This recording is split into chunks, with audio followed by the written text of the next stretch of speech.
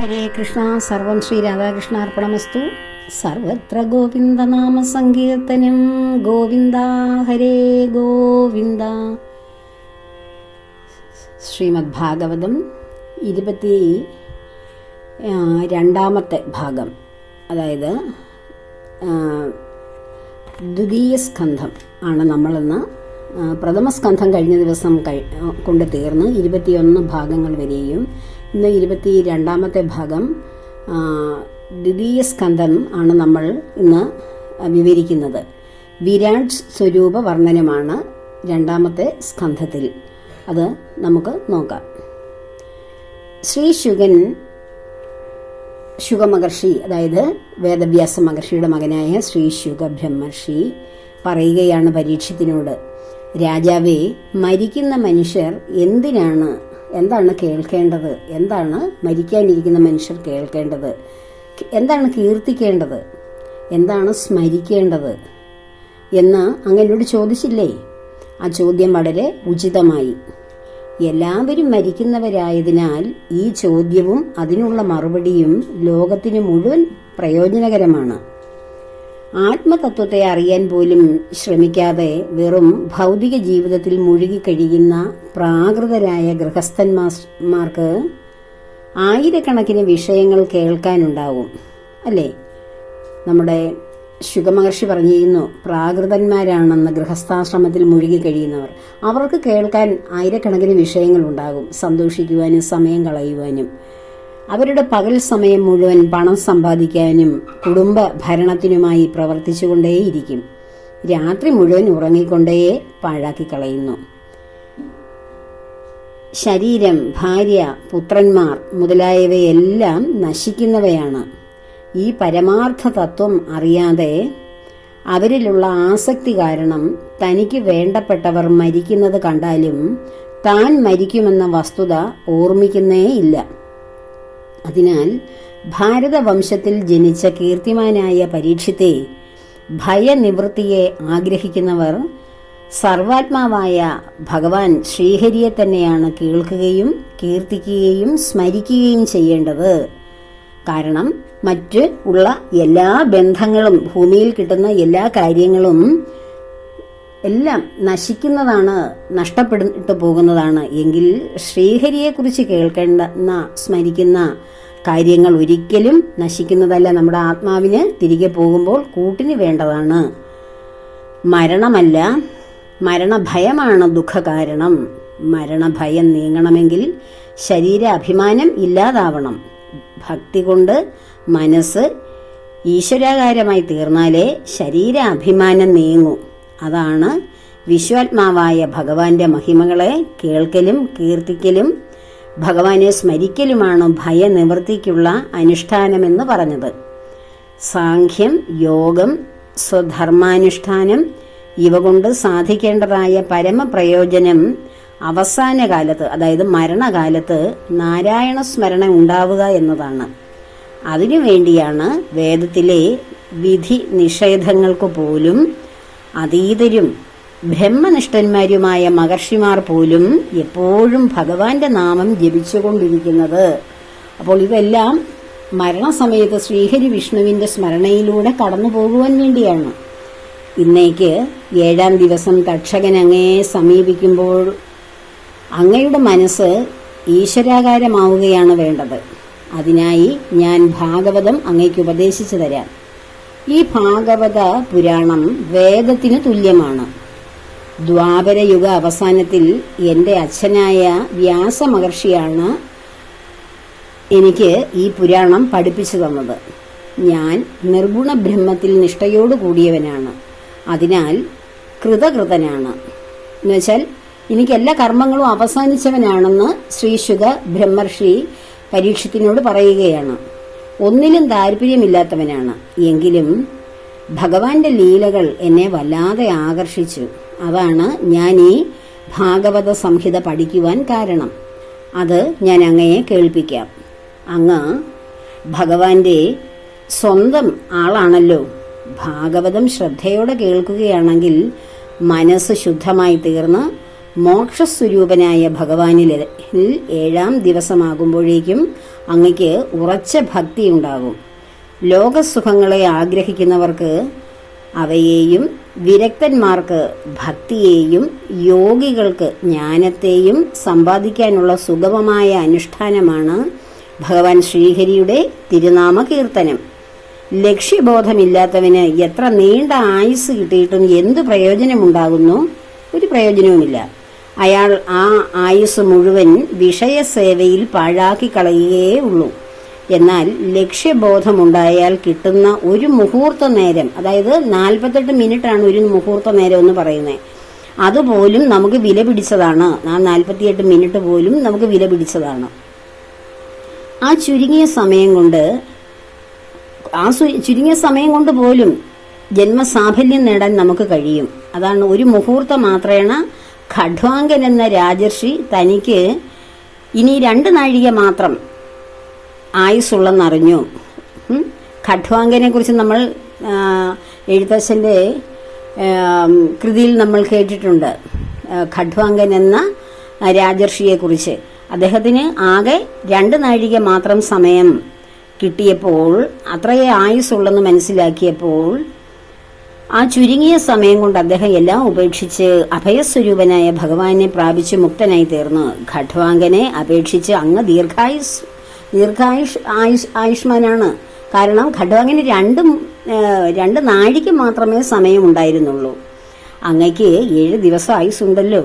അത് മുഴുവൻ സ്വന്തം ശ്രേയസിന് വേണ്ടി ഉപയോഗിക്കാം. നമ്മൾ ഹരിനാമ കീർത്തനത്തിൽ ഖഡ്വാങ്കനെ കുറിച്ച് വായിക്കാറുണ്ട്, നാമം ജപിക്കാറുണ്ട്. അപ്പോൾ എത്ര സമയമാണ് നമുക്ക് കിട്ടുന്നത് ഇനി ജീവിതത്തിൽ? അത് ഭഗവത് സേവയ്ക്ക് വേണ്ടി ഉപയോഗിക്കുവാനാണ് ഇവിടെ ശ്രീ ശുകബ്രഹ്മർഷി ശാപമേറ്റ് ഗംഗാതീരത്ത് പ്രായോപവേശത്തിന് വേണ്ടി കാത്തിരിക്കുന്ന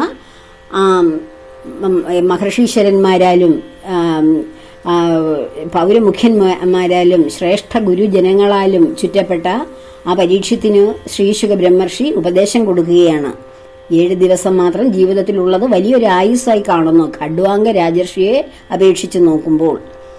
വാർദ്ധക്യം വന്നാൽ മരണത്തെ ഭയപ്പെടുകയല്ല വേണ്ടത്. ഗൃഹസ്ഥ ജീവിതത്തിൽ നിന്ന് പുറത്തിറങ്ങിയിട്ട് പുണ്യതീർത്ഥത്തിൽ സ്നാനം ചെയ്യണം. ശുദ്ധവും ഏകാന്തവുമായ ഒരു സ്ഥലത്ത് നീണ്ടു നിവർന്നിരിക്കണം. അകാരം, ഉകാരം, മകാരം എന്നീ 3 മാത്രകളോട് കൂടിയ പ്രണവമന്ത്രത്തെ മനസ്സുകൊണ്ട് ജപിക്കണം. പ്രാണായാമം കൊണ്ട് പ്രാണനെ അടക്കി മനസ്സിനെ പ്രണവത്തിന്റെ അർത്ഥത്തിൽ ഉറപ്പിക്കണം. ശബ്ദ, സ്പർശ, രൂപ, രസ, ഗന്ധങ്ങളിൽ നിന്ന് കാത്, ത്വക്ക്, കണ്ണ്, നാവ്, മൂക്ക് എന്നീ ഇന്ദ്രിയങ്ങളെ പിൻവലിച്ച് മനസ്സിലടക്കുക. കർമ്മവാസനകളെ കൊണ്ട് ചഞ്ചലമായ മനസ്സിനെ ബുദ്ധി കൊണ്ട് ഭഗവത് സ്വരൂപത്തിൽ ഉറപ്പിക്കുക. നിശ്ചലമായ മനസ്സുകൊണ്ട് ഭഗവാന്റെ ഓരോ അവയവങ്ങളെ ഹൃദയത്തിൽ ധ്യാനിച്ചുറപ്പിക്കുക. ഭഗവത് സ്വരൂപം മനസ്സിൽ ഉറച്ചു കഴിഞ്ഞാൽ പിന്നെ ഒന്നും ചിന്തിക്കാതിരിക്കുക. നിശ്ചിന്താവസ്ഥയിൽ മനസ്സ് ആത്മാവിൽ ലയിച്ച് ഒന്നായി തീരും. അതാണ് ഈശ്വര അനുഭൂതി. അതാണ് മരിക്കുന്ന മനുഷ്യൻ നേടേണ്ടത്. രജോ ഗുണം കൊണ്ട് മനസ്സിൽ പലവിധ ചിന്തകളും പൊങ്ങിവരും. തമോ ഗുണം കൊണ്ട് ഉറക്കവും വരും. ചിന്തയും ഉറക്കവും നീങ്ങിയ മനസ്സുകൊണ്ട് ഭഗവത് സ്വരൂപത്തെ ധ്യാനിക്കുവാൻ കഴിയൂ. അതിനാൽ മനസ്സിൽ നിന്ന് രജോ ഗുണത്തെയും തമോ ഗുണത്തെയും അകറ്റണം. യോഗധാരണ കൊണ്ട് അത് രണ്ടും സാധിക്കും. യോഗധാരണയുടെ സ്വരൂപം എന്താണെന്ന് പരീക്ഷത്തിന്റെ ചോദ്യത്തിന് ശ്രീശുക ബ്രഹ്മർഷി മറുപടി പറയുന്നു. പത്മാസനം, സിദ്ധാസനം, വീരാസനം മുതലായ ഏതെങ്കിലും ഒരു യോഗ ആസനത്തിൽ നീണ്ടു നിവർന്നിരുന്ന് പ്രാണായാമം കൊണ്ട് പ്രാണനെ അടക്കുക. വൈരാഗ്യം കൊണ്ട് ഇന്ദ്രിയങ്ങളെയും അടക്കണം. അനന്തരം മനസ്സിനെ പരമ നിസ്സംഗമാക്കി തീർക്കുക. പിന്നീട് ഭഗവാന്റെ സ്ഥൂല രൂപത്തിൽ മനസ്സിനെ ഉറപ്പിക്കുവാൻ പരിശ്രമിക്കണം. ഭഗവാന്റെ സ്ഥൂല രൂപം ഏറ്റവും വലുതാണ്. കഴിഞ്ഞ കാലത്തുണ്ടായവ, ഇപ്പോൾ ഉള്ളവ, ഭാവിയിൽ ഉണ്ടാകാൻ പോകുന്നവ എന്നീ പ്രപഞ്ച വസ്തുക്കളെയെല്ലാം യാതൊന്നിൽ കാണപ്പെട്ടുകൊണ്ടിരിക്കുന്നുവോ അതാണ് ഭഗവാന്റെ വിരാട് സ്വരൂപം. അതായത് കഴിഞ്ഞ കാലത്തുള്ളവ, ഇപ്പോൾ ഉള്ളവ, ഭാവിയിൽ ഉണ്ടാകാൻ പോകുന്നവ എല്ലാം ഏതൊന്നിലാണോ കാണപ്പെടുന്നത്, ഇതെല്ലാം ഒന്നിൽ, പ്രപഞ്ചത്തിലല്ലേ കാണപ്പെടുന്നത്. ഈ കാണപ്പെടുന്നതാണ് ഭഗവാന്റെ വിരാട് സ്വരൂപം.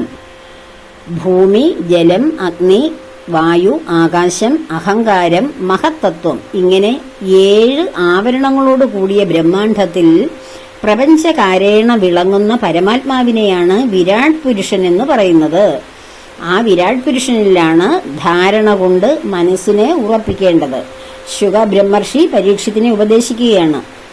14 ലോകങ്ങളാണ് വിരാട് പുരുഷന്റെ അവയവങ്ങളായി തീർന്നിരിക്കുന്നത്. നമ്മൾ പറയില്ലേ 14 ലോകങ്ങൾ, ഭൂമിക്ക് മുകളിൽ ഭൂമിക്ക് താഴെയായി. അപ്പോൾ ആ 14 ലോകങ്ങളും വിരാട് പുരുഷന്റെ അവയവങ്ങളായി തീർന്നിരിക്കുകയാണ്. ഇത് ഭാഗവതത്തിൽ വളരെ പ്രധാനപ്പെട്ട ഒരു ഭാഗമാണ്. വിരാട് പുരുഷ വർണ്ണനം, വിരാട് രൂപനായ ഭഗവാൻ നിലകൊള്ളുന്ന ആ ഭഗവാന്റെ ഓരോ അവയവങ്ങളെക്കുറിച്ച് നാം ധരിച്ചിരിക്കണം. അപ്പോഴേ വിരാട് സ്വരൂപത്തെ മനസ്സിൽ ഉറപ്പിച്ചുകൊണ്ട് നമുക്ക് ധ്യാനിക്കാൻ കഴിയുകയുള്ളൂ. പാതാളമാണ് വിരാട് പുരുഷന്റെ, അതായത് ഈ പ്രപഞ്ചനാഥനായ ഈ ബ്രഹ്മത്തിന്റെ, വിരാട് സ്വരൂപന്റെ ഉള്ളം കാലടികളായിരിക്കുന്നത്, അതായത് പാദങ്ങളുടെ അടിഭാഗമായിരിക്കുന്നത്, വിരാട് സ്വരൂപന്റെ പാദങ്ങളുടെ അടിഭാഗമായിരിക്കുന്നത് പാതാള ലോകമാണ്, രസാതല ലോകമാണ്. ആ പ്രപദങ്ങൾ എന്ന് വെച്ചാൽ, പ്രപദങ്ങൾ എന്ന് വെച്ചാൽ എന്തുവാ, ആ പാദത്തിന്റെ പുറം ഭാഗം രസാതല ലോകമാണ്.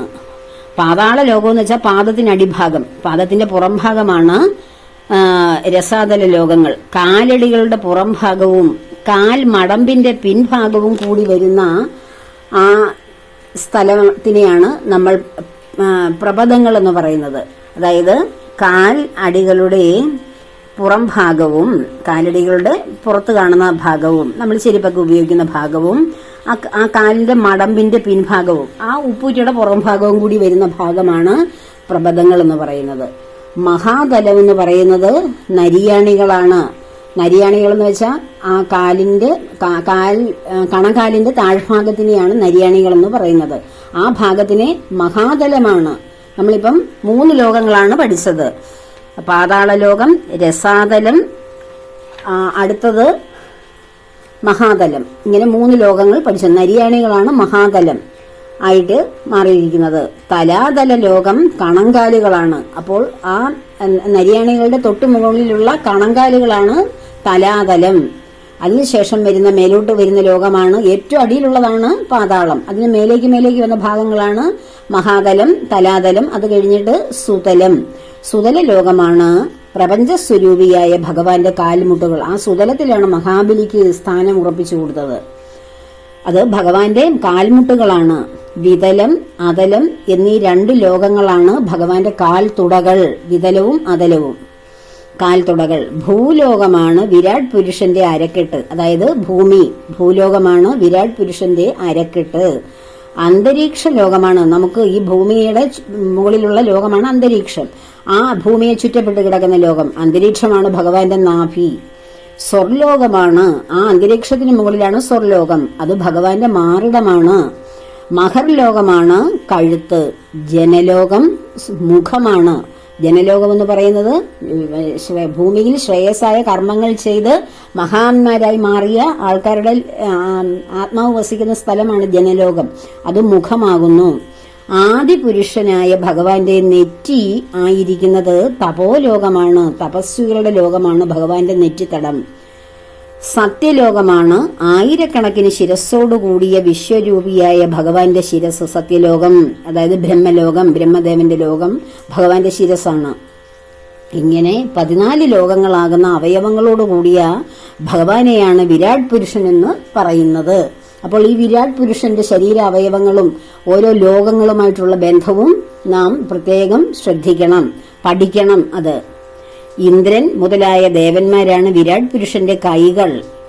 ദിക്കുകളാണ് കാതുകൾ. ശബ്ദമാണ് ശ്രോത്രേന്ദ്രിയം, അതായത് ചെവി. ഭഗവാന്റെ ചെവിയായിട്ട് വരുന്നത് ആ ശബ്ദമാണ് പ്രപഞ്ചത്തിലെ. അശ്വിനി ദേവന്മാരാണ് പരമപുരുഷന്റെ നാസിക. ഗന്ധമാണ് ഘ്രാണേന്ദ്രിയം. ഗന്ധം അതായത് ഇവിടെ നിറഞ്ഞു നിൽക്കുന്ന ആ ഗന്ധമാണ് ഭഗവാന്റെ ഘ്രാണം ശ്രവിക്കാനുള്ള, അതായത് മൂക്ക്. അഗ്നിയാണ് ഭഗവാന്റെ മുഖം. അന്തരീക്ഷ ലോകമാണ് കണ്ണുകൾ. സൂര്യനാണ് ചക്ഷുരിന്ദ്രിയം, കാണാനുള്ള ഇന്ദ്രിയം. രാത്രിയും പകലും സർവ്വവ്യാപിയായ ഭഗവാന്റെ കൺപോളകളാണ്. അപ്പോൾ രാത്രിയും പകലും എന്ന് പറയുന്നത് ഭഗവാന്റെ കൺപോളകളാണ്, കണ്ണുകളാണ് സൂര്യചന്ദ്രന്മാർ. അതുപോലെ തന്നെ സൂര്യനാണ് ഭഗവാന്റെ കണ്ണ്, രാത്രിയും പകലുമാണ് സർവ്വവ്യാപിയായ ഭഗവാന്റെ കൺപോളകൾ. ഭഗവാന്റെ പുരികങ്ങളുടെ ചലനമാണ് ബ്രഹ്മലോകം. ജലം വിരാട് പുരുഷന്റെ ചെറുനാവാണ് ജലം. അപ്പോൾ ജലത്തെ നമ്മൾ എത്ര പവിത്രമായി ഉപയോഗിക്കണം, എത്ര മോശമായി അതിനെ ഉപയോഗിക്കാൻ പാടില്ല. ഒന്നും ജലത്തിൽ വലിച്ചെറിയരുത്. ഭഗവാന്റെ ചെറിയ നാവാണ് ജലം. രസമാണ് ജിഹ്വേന്ദ്രിയങ്ങൾ. അപ്പോൾ രസം ഓരോന്നും, ഇപ്പൊ ജലത്തിന്റെ രസം, മണ്ണിന്റെ രസം, പ്രകൃതിയുടെ രസം, ഇവിടെയുള്ള ഓരോന്നിനും രസമുണ്ട്. ആ രസം ആണ് ഭഗവാന്റെ ജിഹ്വേന്ദ്രിയം, ജിഹ്വ. വേദങ്ങളാണ് വിരാട് പുരുഷന്റെ ശിരസ്. യമൻ ദംഷ്ട്രയാണ്, ദംഷ്ട്ര യമനാണ് ദംഷ്ട്ര. എല്ലാവിധ സ്നേഹവും ഭഗവാന്റെ ശരീരത്ത് കാണുന്ന പല്ലുകളാണ്. എല്ലാ സ്നേഹവും ഭഗവാന്റെ പല്ലുകളാണ്, ഭഗവാന്റെ വായിലെ പല്ലുകളാണ് സ്നേഹങ്ങളെല്ലാം. ജനങ്ങളെ മയക്കുന്ന മായ, അതായത് ഈ പ്രകൃതിയിൽ നമ്മൾ വന്നുപെട്ടാൽ മാജിക്കിന്റെ ലോകത്തിലേക്ക് നമ്മളെ പെടുത്തുന്ന ആ മായ വിരാട് പുരുഷന്റെ പുഞ്ചിരിയാണ്. അപ്പോൾ ഭഗവാന്റെ പുഞ്ചിരിയിലാണ് നമ്മൾ ഈ മായാ പ്രകൃതികളെല്ലാം ഇവിടെ നിലനിൽക്കുകയും നമ്മളെല്ലാം കാണും. എല്ലാ മായയിൽ കിടന്ന് നമ്മളെല്ലാം ചെയ്യുമ്പോൾ അതെന്താണ് സംഭവിക്കുന്നത്? അത് വിരാട് പുരുഷന്റെ പുഞ്ചിരി, ഭഗവാൻ അത് കണ്ട് ചിരിക്കുകയാണ് ചെയ്യുന്നത്. അവസാനമില്ലാത്ത സൃഷ്ടി വിരാട് പുരുഷന്റെ കടാക്ഷമാണ്. ലജ്ജയാണ് മുകളിലെ ചുണ്ട്, ലോഭം താഴത്തെ ചുണ്ട്, ധർമ്മം ആണ് സ്തനങ്ങൾ, അധർമ്മം പിൻഭാഗം. പ്രജാപതിയാണ് വിരാട് പുരുഷന്റെ ശസ്നേന്ദ്രിയം. മിത്രനും വരുണനും വൃഷണങ്ങളാണ്. സമുദ്രമാണ് വയറ്, പർവ്വതമാണ് എല്ലുകൾ. അവസാനമില്ലാത്ത വീര്യത്തോടു കൂടിയ വായുവാണ് ഭഗവാന്റെ വായുവാണ് നമ്മളുടെയൊക്കെ ആ വായു, നമ്മൾ ശ്വസിക്കുന്ന വായുവാണ് ഭഗവാന്റെ ശ്വാസം. ഭഗവാന്റെ നടത്തമാണ് കാലം. സത്വം, രജസ്, തമസ് എന്നീ 3 ഗുണങ്ങളുടെ പ്രവാഹമാണ് കർമ്മങ്ങൾ. മേഘങ്ങളാണ് ഈശ്വരന്റെ തലമുടി. സന്ധ്യയാണ് വസ്ത്രം. മൂലപ്രകൃതിയെയാണ് വിരാട്ടിന്റെ ഹൃദയമായി പറയുന്നത്. രുദ്രദേവനാണ് അഹങ്കാരമായിരിക്കുന്നത്. കുതിര, കോവർ കഴുത, ഒട്ടകം, ആന മുതലായ മൃഗങ്ങളാണ് നഖങ്ങൾ. മറ്റുള്ള മൃഗങ്ങൾ ഭഗവാന്റെ അരക്കെട്ടിന്റെ പിൻഭാഗമായി തീർന്നിരിക്കുന്നു. പക്ഷികൾ ഭഗവാന്റെ കരകൗശലമാണ്. സ്വയംഭൂ മനുവാണ് ബുദ്ധി. മനുഷ്യൻ ഭഗവാന്റെ വാസസ്ഥാനമാണ്. ഗന്ധർവന്മാർ, വിദ്യാധരന്മാർ, ചാരണന്മാർ, അപ്സരസുകൾ ഇവരെല്ലാം വിരാട് പുരുഷന്റെ സ്വരങ്ങളും സ്മൃതിശക്തികളുമാണ്. അസുരന്മാരാണ് ഭഗവാന്റെ വീര്യം. ബ്രാഹ്മണർ വിരാട് പുരുഷന്റെ മുഖവും. ക്ഷത്രിയർ കൈകളും, വൈശ്യർ തുടകളും, ശൂദ്രർ കാലടികളുമാണ്. പല പല ഭഗവാന്മാരുടെ, അതായത് പല പല ദേവന്മാരുടെ പേരുകളോടുകൂടി നടത്തപ്പെടുന്ന ദ്രവ്യസ്വരൂപങ്ങളായ യജ്ഞങ്ങൾ അവിടുത്തെ കർമ്മങ്ങളാണ്. പരീക്ഷിത്തെ, ഇപ്പോൾ ഞാൻ അങ്ങയ്ക്ക് പറഞ്ഞു തന്നതാണ് വിരാട് പുരുഷന്റെ സ്ഥൂല രൂപം. ഇതിൽ നിന്ന് അന്യമായിട്ടൊന്നും ഈ പ്രപഞ്ചത്തിലില്ല. ഈ വിരാട് പുരുഷനിൽ ബുദ്ധി കൊണ്ട് മനസ്സിനെ നിശ്ചയമായി ഉറപ്പിക്കുന്നത് തന്നെ ആണ് യോഗധാരണ.